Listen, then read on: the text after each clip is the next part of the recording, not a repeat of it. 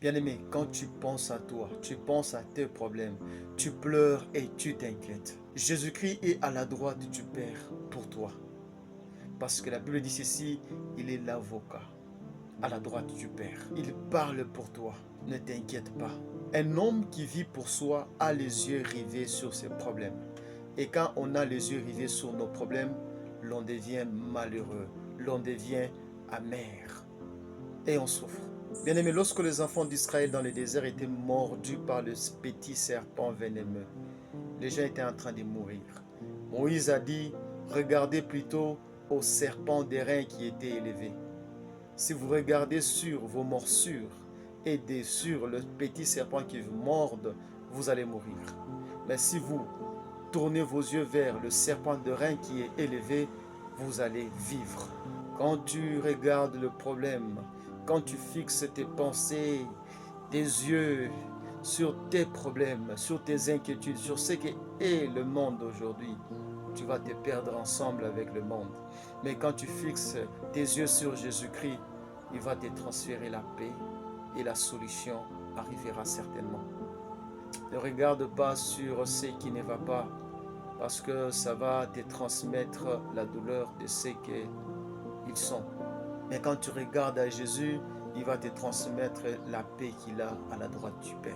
Il ne faut pas te lamenter. Celui qui se lamente, il est en train de regarder aux problèmes qui sont autour de lui. Il est en train de regarder au serpent qu'il a mordu. Mais quand tu regardes au serpent qui te mord présentement, tu vas mourir. Mais quand tu regardes au serpent de rein qui est élevé, tu ne mourras pas.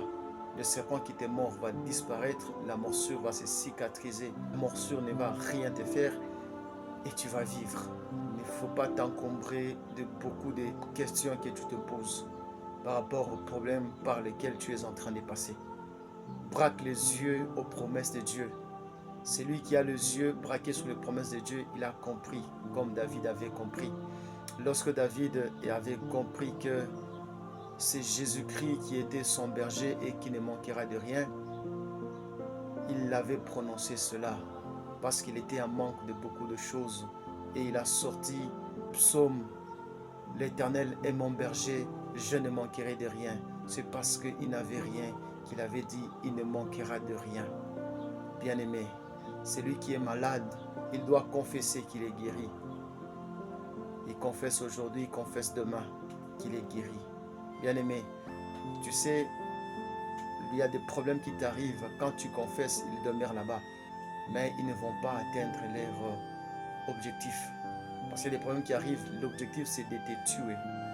Mais quand tu confesses que tu es plus que vainqueur, le problème peut persister, mais ne va pas atteindre son objectif jusqu'à ce qu'il va finir. Confesse la victoire et tu vas vaincre. Que Dieu te bénisse. Amen.